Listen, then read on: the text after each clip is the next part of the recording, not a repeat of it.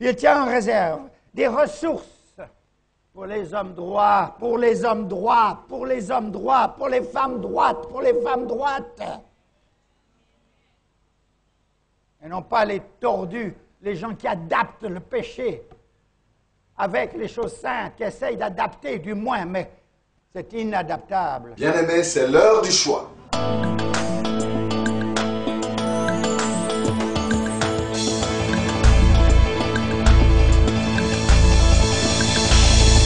Au pied du Seigneur, je t'invite pour écouter la parole éternelle, car c'est l'heure du choix. C'est l'heure du choix. C'est l'heure du choix. C'est l'heure du choix.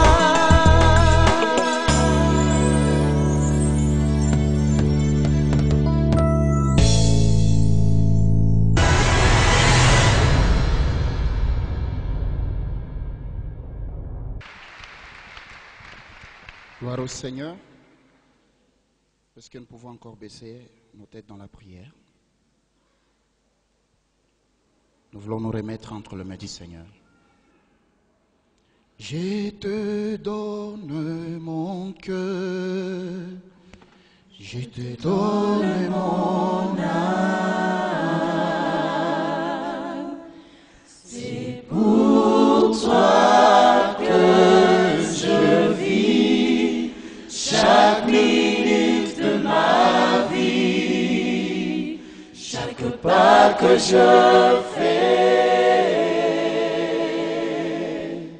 C'est pour ta volonté, je te donne mon cœur, je te donne mon âme. C'est pour toi que je vis chaque minute de ma vie, chaque pas que je fais. C'est pour ta volonté, je te donne mon cœur, je te donne mon âme. C'est pour toi que je vis chaque minute de ma vie, chaque pas que je fais. C'est pour ta volonté. Alléluia. Remets ton cœur, remets ton âme à Jésus. Dis-lui de te parler ce matin. Dis-lui, Seigneur, parle-moi. Ta parole donne la vie. Qu'il te parle ce matin. Alléluia. Que ton cœur, ton âme soit disposée à recevoir sa parole. Parle-nous, Yahweh. Nous avons besoin de toi. Les hommes faibles que nous sommes, nous comptons que sur ta grâce. Tu as tout créé au travers de ta parole. Crée encore des choses qui nous manquent. Comble le vide de nos cœurs au moyen de ta parole. Ce n'est ni par la puissance, ce n'est ni par la force, mais c'est par mon esprit, dit l'Éternel. Parle-nous. Fais le dépôt et notre responsabilité est d'annoncer ce que tu diras. Glorifie le nom de Jésus, Saint-Esprit. Telle est notre prière dans le nom de Jésus. Amen. Gloire à Dieu. Est-ce que nous pouvons acclamer le Seigneur?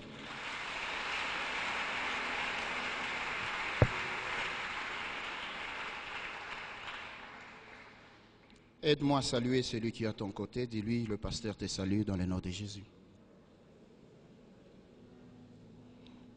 Merci beaucoup. Nous allons ouvrir nos Bibles dans le livre de Josué, chapitre 1er. Nous allons lire un seul verset, nous sommes au 10e verset. Josué, premier chapitre, le verset 10, nous lisons au nom de Jésus. Josué donna cet ordre aux officiers du peuple. Le verset 11, parcourez les camps, et voici ce que vous commanderez au peuple.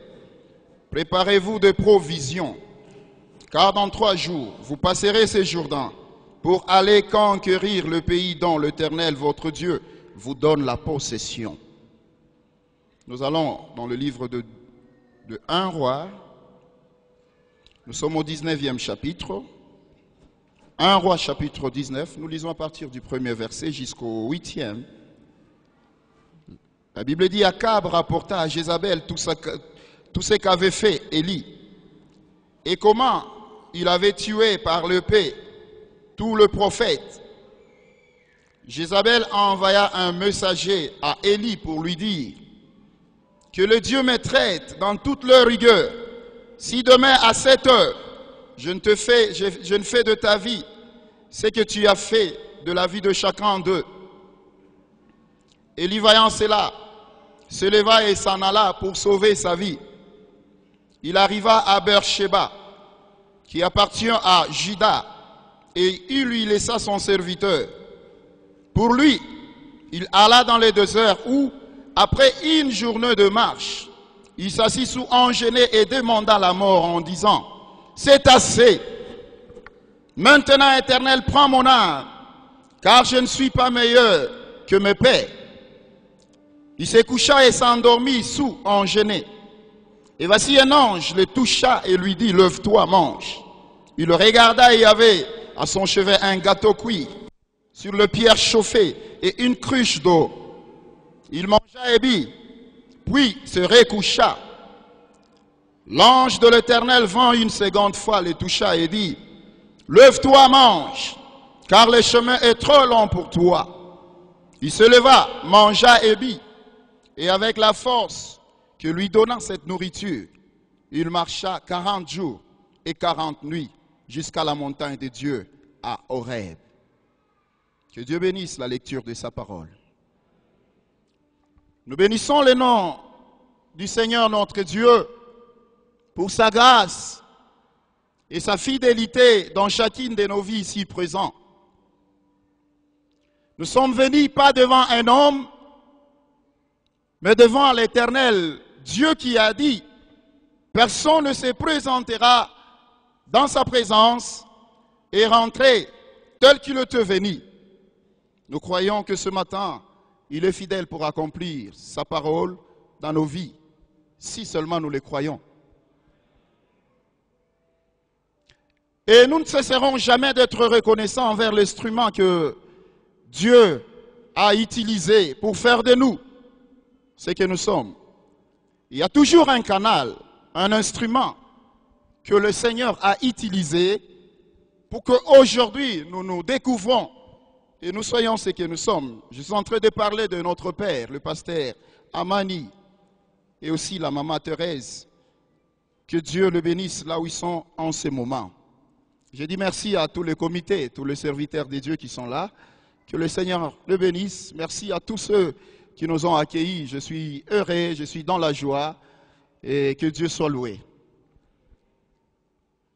Ce matin, le Seigneur nous a mis à cœur de parler sur un thème que nous avons intitulé « La provision » ou « Le provision d'une vie de réussite et de victoire ».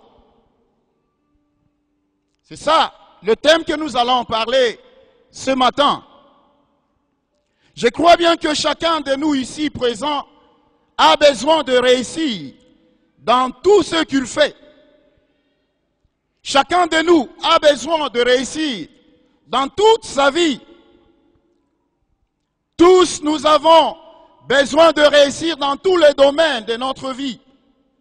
Nous avons besoin de réussir à tous égards. Et cela ne commence pas avec nous. Mais depuis toutes les générations, Tout homme qui a existé avant nous avait aussi ce désir, ce besoin de réussir dans ce qu'il fait. C'est d'ailleurs la raison qui a poussé l'apôtre Jean à écrire à son bien-aimé, lui disant, bien-aimé, je souhaite que tu prospères à tous égards et sois en bonne santé comme prospère l'état de ton âme. Si nous pouvons aller plus loin, nous dirions que la pensée de la réussite, la pensée de la victoire ne vient pas de l'aube, mais de Dieu lui-même. Si nous sentons en nous le besoin de la réussite, si nous sentons en nous le besoin de vaincre, c'est l'Éternel Dieu qui en est l'auteur. Dieu veut que nous puissions réussir. Dieu veut que nous allions de l'avant. Le souhait de Dieu pour ses enfants, le souhait de Dieu pour son peuple, c'est de nous voir réussir, de nous voir aller de l'avant, de nous voir prospérer. Le souhait de Dieu pour nous, c'est de nous voir prospérer dans tout le domaine de notre vie. C'est pourquoi l'Éternel parle par la bouche de Jérémie, s'adressant à son peuple, disant, « Je connais les projets que j'ai formés sur vous. Je connais les projets que j'ai formés sur vous, dit l'Éternel. Projet de paix et non de malheur, afin de vous donner un avenir et de l'espérance. » Dans la version de Semeur 2000, il est dit, afin de vous assurer un avenir meilleur. C'est en Jérémie 29, 11. Ce matin, je suis venu dire à quelqu'un que l'Éternel veut que tu réussisses dans tout le domaine de ta vie. Dieu veut que tu ailles de l'avant. Dieu veut que tu avances. Et je vais dire à quelqu'un, si tu n'avances pas, si tu ne vas pas de l'avant, c'est toi-même qui ne veux pas avancer. Mais dans la pensée de Dieu, il n'y a pas de chèque. Dans la pensée de Dieu, il n'y a pas de défaite. Dieu a besoin que nous reflétons le ciel sur la terre. Alléluia. Et nous ne devons pas ignorer que, à la conquête de cette réussite, notre ennemi, le diable, et tout son gouvernement ne nous laisseront pas la tâche facile pour que nous y arrivons. Nous voulons réussir. Nous voulons prospérer. Mais nous devons savoir que le diable, ses démons, ne nous laisseront pas tâche facile. Ils mettront les bâtons dans les roues pour nous faire tomber. Ils chercheront à nous déstabiliser pour qu'on n'arrive pas à réussir. Ils nous combattront de toutes les façons. Voilà pourquoi nous avons besoin de la victoire dans ces combats. Nous avons besoin de vaincre. Nous avons besoin de la victoire dans cette bataille. Gloire soit rendue à Dieu parce qu'il dit, ils te feront la guerre, mais ils ne te vaincront pas. Lui-même nous assure, il dit, car je suis avec toi pour te délivrer. Ils te feront la guerre, mais ils ne te vaincront pas. Je suis venu te dire, quel que soit le nombre de tes ennemis, quel que soit le nombre de ceux qui ne veulent pas ton avancement, ta réussite, sache que un seul, celui que toi tu as, est plus puissant, il est plus fort que leur nombre. Jésus est plus puissant que tous les féticheurs du monde entier. Et il est avec toi. Je dis à quelqu'un ce matin, c'est possible que tu puisses mener une vie de réussite dans tout le domaine de ta vie. C'est possible que tu mènes une vie de succès en succès. C'est possible que tes échecs, Dieu, se transforment en une grande réussite. C'est possible que tes déceptions, Dieu, deviennent un sujet de gloire, un sujet de témoignage. Et je vous l'assure que Dieu est capable de faire ces choses. Bien-aimé dans le Seigneur, c'est possible que tu puisses mener une vie sans défaite. C'est possible que tu mènes une vie de victoire en victoire.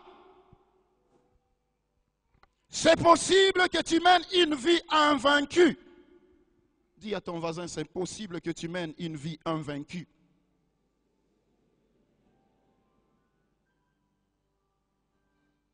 Et pour y arriver, il y a des choses que nous devons s'approvisionner. Il y a des choses que nous devons s'armer avec. Sans cela, la déception va continuer. Sans cela, les échecs vont continuer. Sans cela, ils te feront la guerre et ils te vaincront. Voilà pourquoi nous parlons de provision pour une vie de réussite et de victoire. Le dictionnaire français définit une provision comme étant l'accumulation des choses nécessaires en vue d'un usage ultérieur. En un mot, on parle d'une réserve ou d'un stock. Et dans ce terme, ce mot est défini comme l'ensemble des choses nécessaires pour réussir. L'ensemble des choses nécessaires qui assurent le succès et la réussite dans une vie ou dans un homme. La provision pour une vie de réussite et de victoire, c'est l'ensemble des choses nécessaires ou utiles qui ouvrent les portes de la réussite, qui ouvrent les portes de la victoire dans la vie d'un homme. Je crois que nous connaissons tous ce que c'est une réussite. C'est tout simplement l'action de réussir. Et réussir, c'est terminer par un succès. C'est ça, réussir. Terminer ce qu'on a commencé par un succès. En un mot, la réussite veut dire le succès. Et Dieu veut que notre vie se termine avec succès. J'aime quand la Bible dit, Abraham a fini sa vie avec une vieillesse heureuse, rassasié de jours, béni. Et c'est ce que Dieu veut de nous. C'est ce que Dieu veut de toi.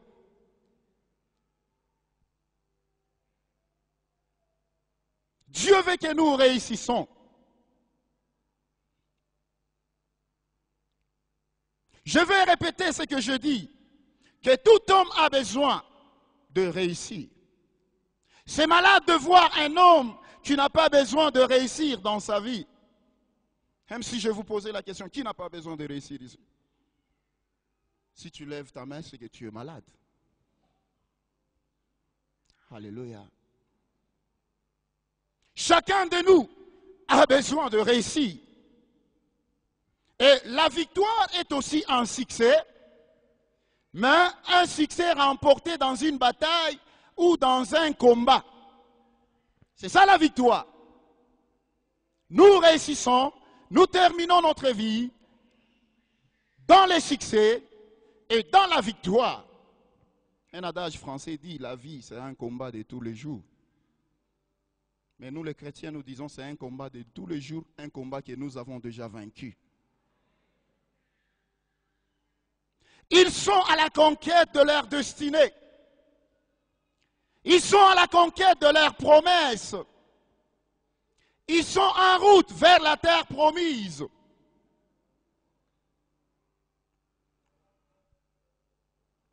Ils sont à la conquête de la réussite et de la victoire dans leur vie. Alors qu'ils étaient déjà sous la conduite de Josué. Moïse est mort.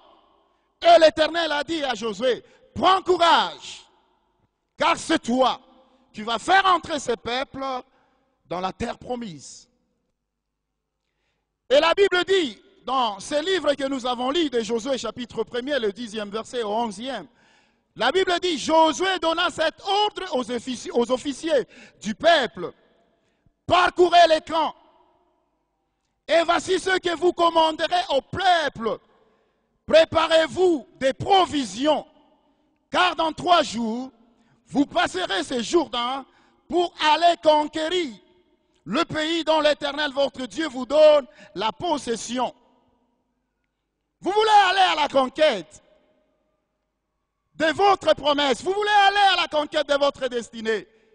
Vous voulez aller à la conquête de votre réussite, de votre victoire. Mais avant d'y aller, préparez-vous d'abord de provisions. Alléluia. N'allez pas main vide. Mais vous devez d'abord vous préparer des provisions. Parce que si vous n'en avez pas, vous risquerez de tomber dans les échecs. Celui qui envisage une vie de réussite et de victoire doit se faire des provisions comme les enfants d'Israël. Celui qui veut la réussite et la victoire dans tous les domaines de sa vie doit au préalable apprendre à se faire des provisions. Bien-aimés dans les Seigneurs, il n'y a pas de réussite ni de victoire sans une préparation sérieuse. Ne pense pas que tu réussiras d'emblée comme ça. Ne pense pas que le Saint-Esprit viendra faire certaines choses que toi tu dois faire. Non. Dans tout ce que nous pouvons faire, il y a la part de Dieu, il y a aussi la part de l'homme. Si tu fais ta part, le Seigneur aussi fera sa part. Mais si tu croises les bras et que tu ne fais rien, le Seigneur aussi va te regarder. Parce que toi, tu ne veux pas t'engager. Il n'y a pas de réussite ni de victoire si on ne s'est pas fait de provisions. Et je disais à quelqu'un qu'il n'y a pas d'élévation ni de bénédiction sans payer le prix. L'élévation a un prix à payer. La bénédiction a un prix à payer. La prospérité a un prix à payer. Il y a toujours un prix à payer pour son élévation. Il y a toujours un prix à payer pour sa bénédiction. Et les enfants d'Israël étaient obligés à payer cela en se faisant des provisions pour la conquête de Canaan, comme Josué leur avait commandé. Bien-aimés dans le Seigneur, si nous voulons mener une vie de succès, faisons-nous des provisions. Si tu veux mener une vie invaincue, paye le prix en se faisant des provisions, en se faisant des stocks. Alors qu'il fouillait Jézabel, qui voulait les mettre à mort à cause des prophètes de Baal qu'il avait tués, la Bible dit, Élie voyant cela, se leva et s'en alla. Et la version Semeur 2000 dit que Élie avait eu peur. Se leva et s'en alla pour sauver sa vie à cause de la paix.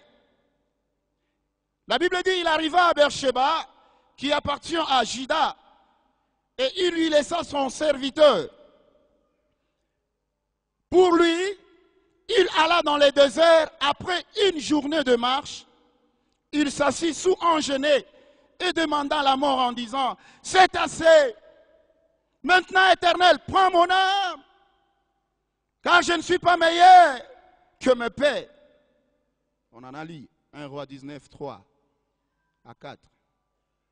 La Bible dit, après qu'une seule journée de marche, Élie s'assit, fatigué, et il demanda la mort.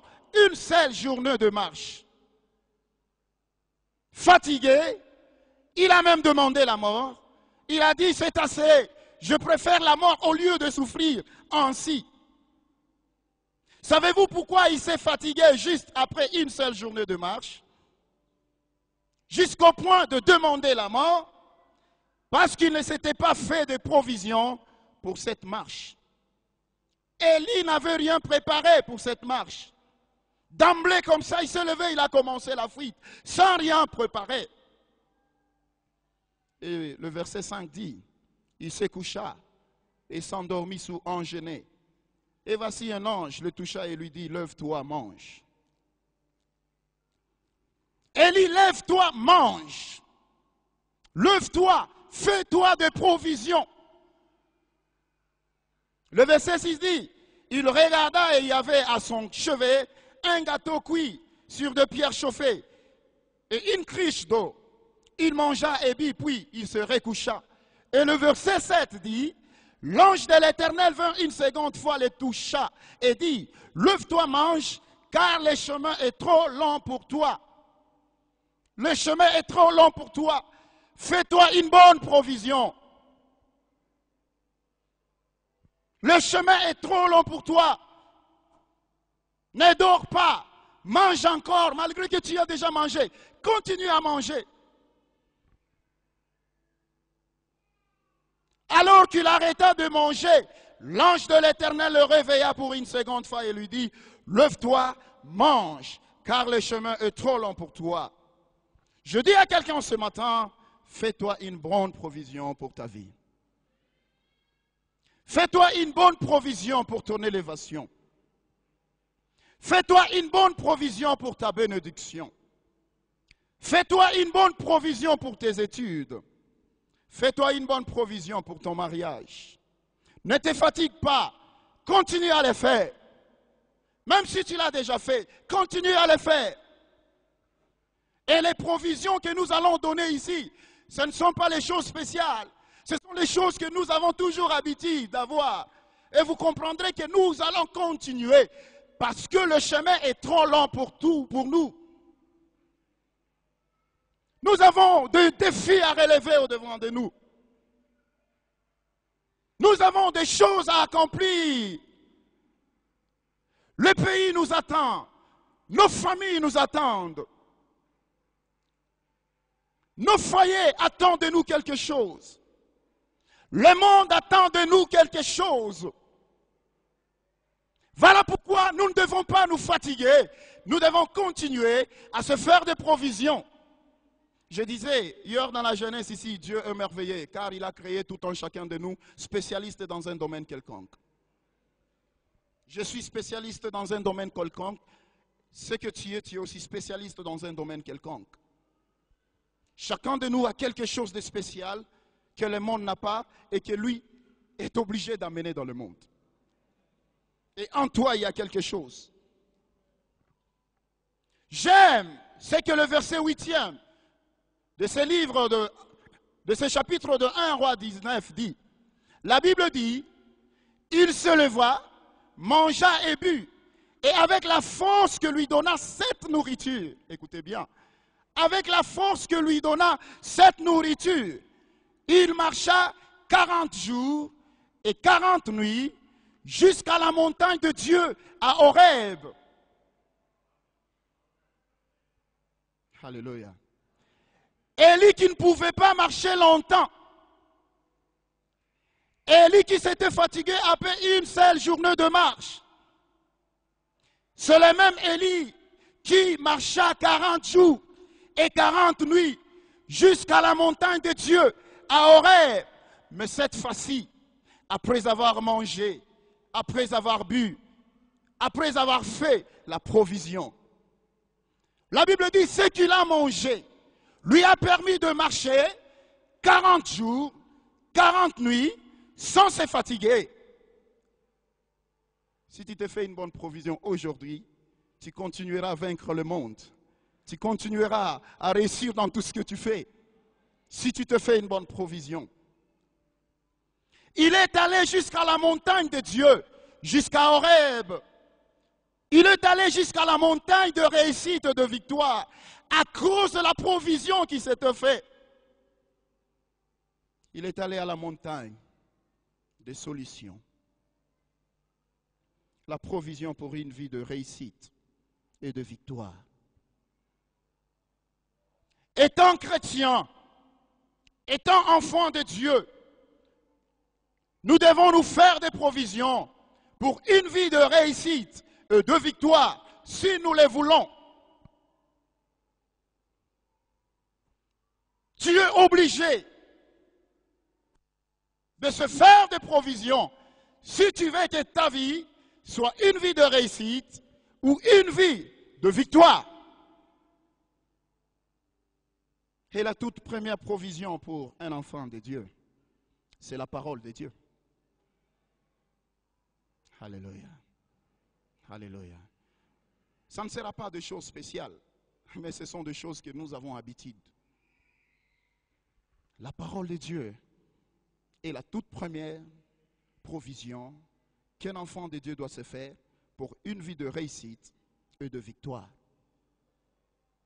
Bien-aimés dans les Seigneurs, aucun homme, aucune femme ne peut réussir seul sans la parole de Dieu. Nous les chrétiens, toute réussite qui n'a pas été préparée par la parole de Dieu n'est pas réussite. Regardez la fin de féticheurs. Regardez comment ils finissent leur vie. Regardez comment ils finissent leur carrière. Apparemment, quand nous les regardons, nous les considérons comme ils ont réussi. Mais allez-y à la fin. Dieu ne considère pas les commencements, mais Dieu considère la fin.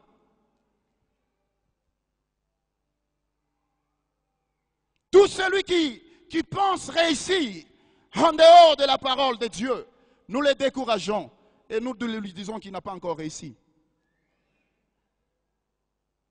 Parce que sa fin sera plus pure. Il finira par la folie, il finira par une maladie quelconque, il finira par des troubles. La parole de Dieu est la première chose que l'homme a besoin pour sa réussite, pour sa victoire, pour son épanouissement. Bien-aimés dans les Seigneurs, sans la parole de Dieu, on ne peut rien faire. Sans la parole de Dieu, on est exposé à des échecs sans fin. Si tu n'as pas la parole de Dieu en toi, tu es exposé à des échecs. Tu échoueras aujourd'hui. Demain, tu vas échouer. Après-demain, tu échoueras. Parce qu'en toi, il n'y a pas une provision de la parole de Dieu. Sans la parole de Dieu, on est exposé à des déceptions kilométriques. Sans la parole de Dieu, nous sommes vaincus. Et nous les sommes vaincus, battus dedans et dehors. Un chrétien sans la parole de Dieu est semblable à un soldat qui va dans la guerre sans armes ni munitions. Imaginez-vous un soldat qui dit « je m'en vais en guerre, je vais aller combattre », mais il n'a pas d'armes, il n'a pas de munitions. Vous connaissez sa suite, n'est-ce pas? Défaite, échec, il ne réussira pas. Un véritable soldat qui veut aller en guerre, il doit se préparer, ce qu'on appelle en l'armée, le munition, c'est la provision. Il doit se préparer ces choses. Bien-aimés dans le Seigneur, Dieu est dans sa parole. Je le répète encore pour dire que Dieu est dans sa parole. Pour réussir, pour vaincre, pour réaliser de grandes choses, pour se faire de grandes victoires, il faut se faire une bonne provision de sa parole. Fais-toi ami de la parole de Dieu. Aime la parole de Dieu.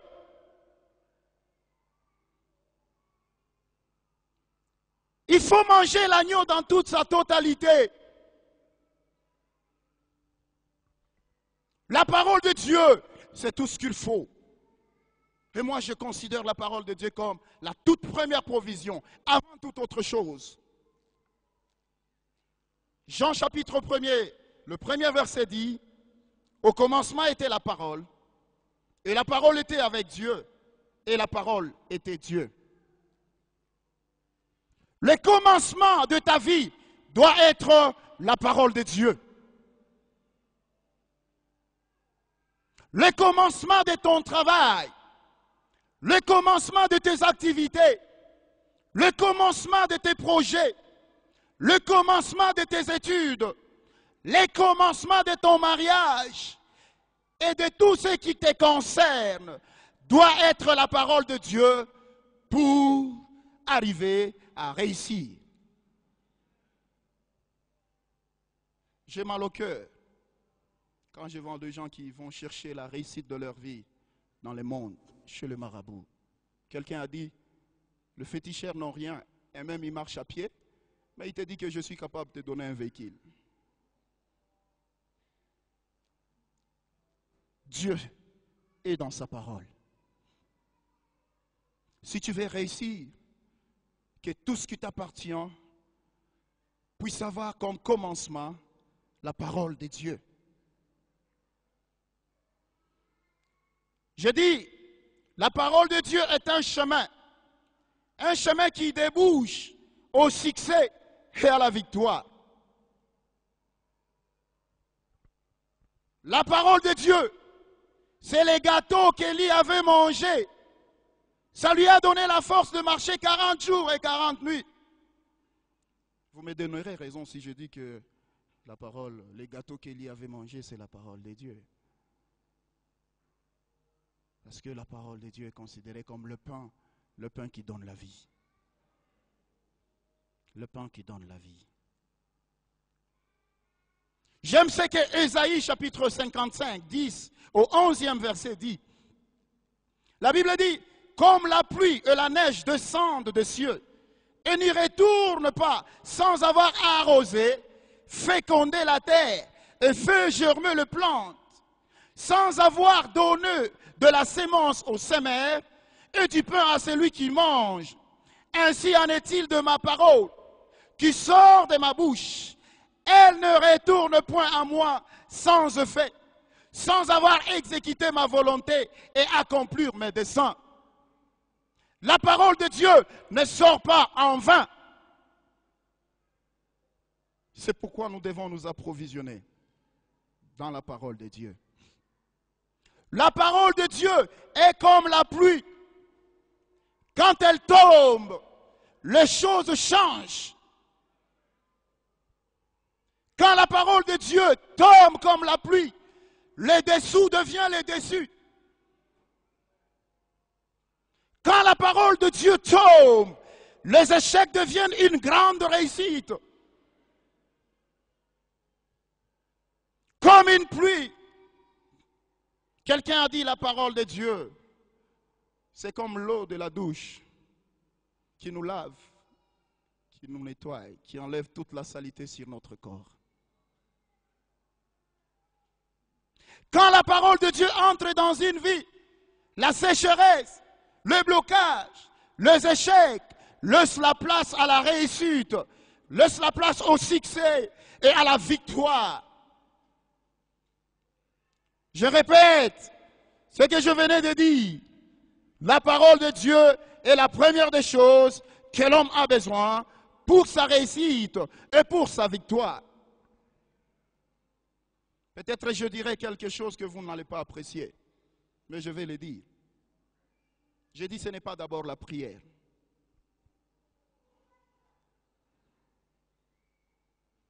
L'église d'aujourd'hui aime la prière. La prière, la prière, la prière, c'est bien. J'aime la prière. Je suis un homme de la prière. Mais nous ne devons pas négliger la parole de Dieu. C'est la parole qui est la première chose que l'homme a besoin. Il y a beaucoup d'églises, il y a beaucoup de ministères aujourd'hui qui se fondent que sur la prière en négligeant la parole de Dieu.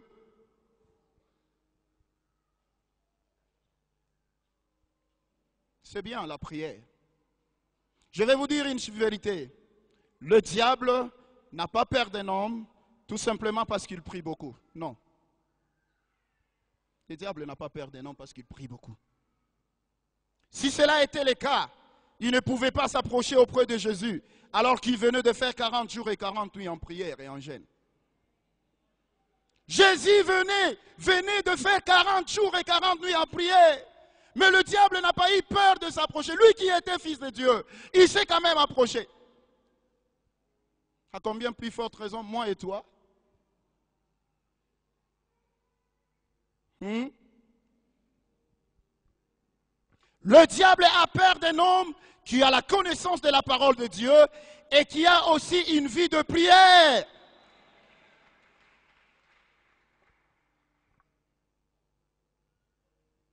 Alléluia.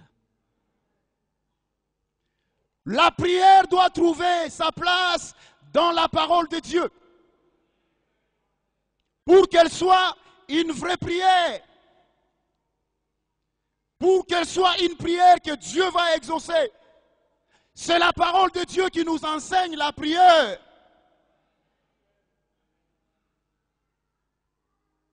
Bien-aimés dans les Seigneurs, c'est la parole de Dieu qui nous délivre. Ce n'est pas d'abord la prière. La Bible dit, vous connaîtrez la vérité et la vérité vous affranchira.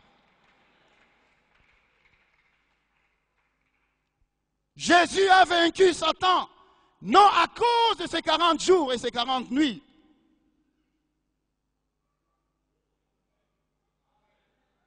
Ce n'est pas à cause de ces 40 jours et ces 40 nuits.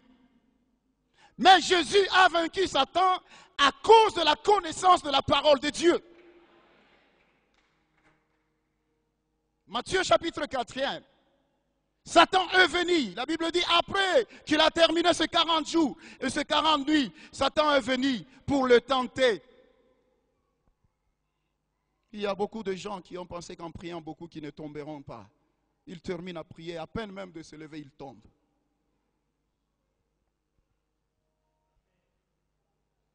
Alléluia. Jésus pouvait dire à Satan, il est écrit. Jésus n'a pas dit à Satan, tu sais que je viens de terminer mes 40 jours, hein, je suis puissant. Hein. Tu viens me tenter, moi qui viens de terminer 40 jours déjà, attention. Non, Jésus a dit, il est écrit. Ta réussite, ta victoire est dans il est écrit.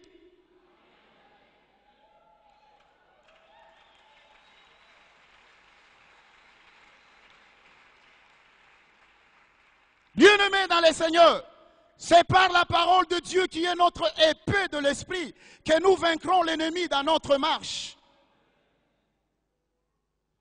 Éphésiens chapitre 6, 12 au 13e verset dit, car nous n'avons pas à lutter contre la chair et le sang, mais contre les dominations, contre les autorités, contre les princes de ce monde des ténèbres, contre les esprits méchants dans les lieux célestes.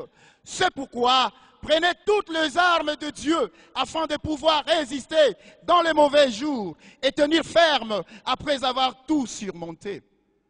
Et j'aime le 17e verset qui dit, prenez aussi le casque du salut et l'épée de l'esprit qui est la parole de Dieu. La parole de Dieu, c'est une arme tantôt défensive, tantôt offensive. Avec la parole de Dieu, nous nous protégeons et avec la parole de Dieu, nous éteignons le trait enflammé de l'ennemi. J'aime ce que Hébreux chapitre 4, le 12e verset dit, dans la version Semer 2000. La Bible dit, car la parole de Dieu est vivante et efficace. Est-ce que quelqu'un peut dire à haute voix, la parole de Dieu est vivante et efficace?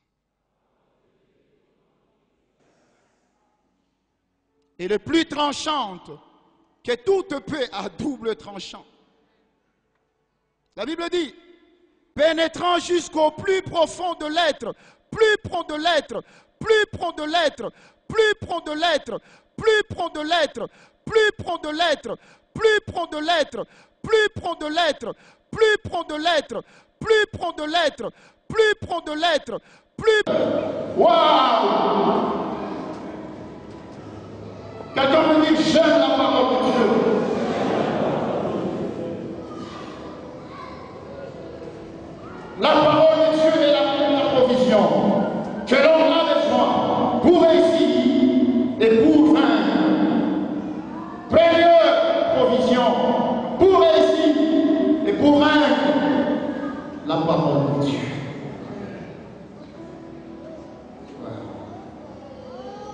Est-ce que tu dois acclamer pour la parole?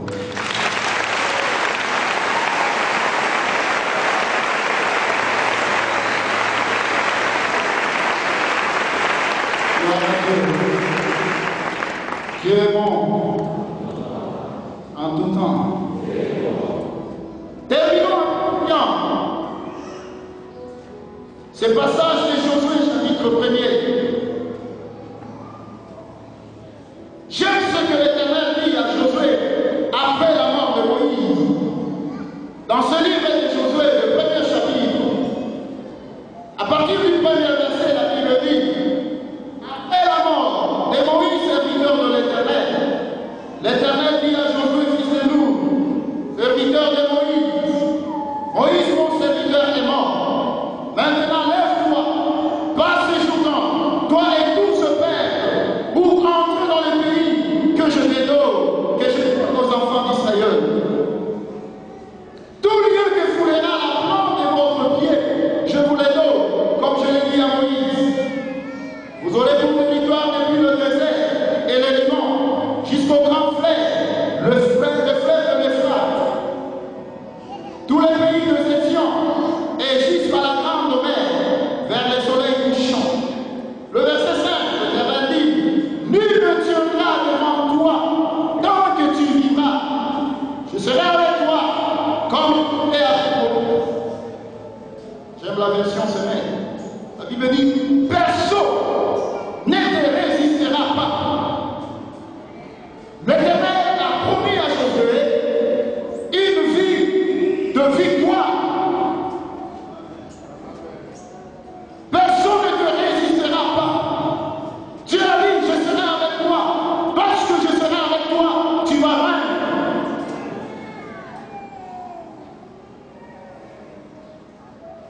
Je ne te laisserai point. Je ne t'abandonnerai point. Fortifie-toi et prends courage, car c'est toi qui mettras ce peuple en possession du pays que je jurai à leur père de leur donner. Le verset 7. Fortifie-toi seulement et aie bon courage en agissant fidèlement selon toute la loi que Moïse, mon serviteur, t'a prescrite. Ne t'en détourne ni à droite ni à gauche, afin de réussir dans tout ce que tu entreprendras. L'Éternel promet à Josué une vie de victoire, mais il dit: attention,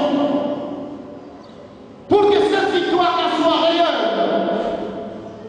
pour que cette victoire soit vraie, tire attention avec le livre de la loi que Moïse vous a prescrit. Tu ne dois pas t'en détourner, tu ne dois pas aller ni à gauche, ni à droite. Reste dans ce livre-là. Fais ce que la parole de Dieu te demande. C'est alors que tu vas réussir. C'est alors que tu auras la victoire. Et j'aime le verset 8e. La Bible dit que ce livre est là. Ne suis là point à ta bouche. Médite-les jour et nuit. Médite-les jour et nuit. Tu as médité, continue à méditer. Tu as déjà fait ton enfance de la parole, continue à l'acquérir. Tu as encore des versets en tête, continue encore à mémoriser d'autres versets. Que ce livre de la loi ne s'éloigne pas loin de ta bouche. Tu dois le méditer jour et nuit, tous les jours, pour agir fidèlement selon tout ce qui est écrit. Car c'est alors que tu auras, dans tes entreprises, c'est alors que car Josué, que ce livre ne s'éloigne pas près de toi. Je dis à quelqu'un que la parole de Dieu ne s'éloigne pas de ta bouche. Car c'est alors. En d'autres termes, ça veut dire, si elle s'éloigne, tu es foutu. Si elle s'éloigne, tu es tombé. Beaucoup de gens pensent que Oui, Jésus, le connaît, le nom de Jésus puissant et le nom de Jésus faible. Tu peux crier au nom de Jésus, il approche. Combien de fois avons-nous fait de prières de combat? Combien de fois avons-nous fait de prières de déclaration? Combien de fois avons-nous fait toutes sortes de prières, mais nos vies n'ont pas changé? Parce que nous avons ignoré la parole de Dieu. Parce que nous avons abandonné la parole de Dieu. C'est la parole de Dieu qui est notre force. C'est la parole de Dieu qui est notre réussite. C'est la parole de Dieu qui est notre victoire. Même si aujourd'hui tout semble être bloqué, mais avec la parole qui est en toi, les choses se débloqueront.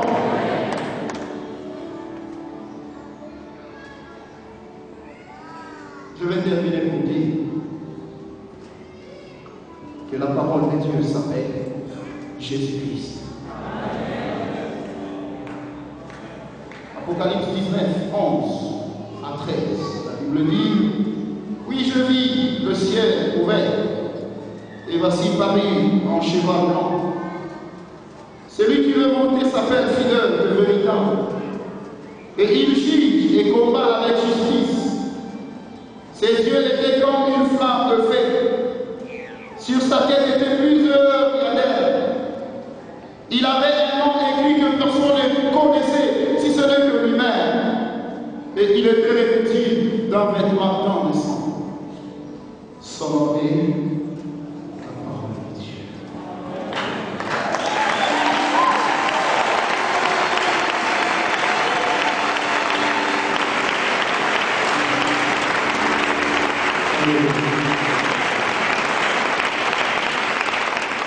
Nous allons baisser le tête. Son nom est la parole. Je m'aimerais appeler ceux-là qui n'ont pas encore cru au Seigneur Jésus. Ceux-là qui n'ont pas encore accepté Jésus comme leur seul sauveur et Seigneur. Bien-aimé, sans Jésus, tu ne peux rien faire. Il veut te recevoir et te donner la réussite de la victoire. Il t'appelle et donne-moi ta vie. Y a-t-il quelqu'un qui peut se lever et dire: Seigneur, je te loin de toi, mais ce matin, c'est toi qui es ma réussite, c'est toi qui es ma vie, je reviens à tes pieds.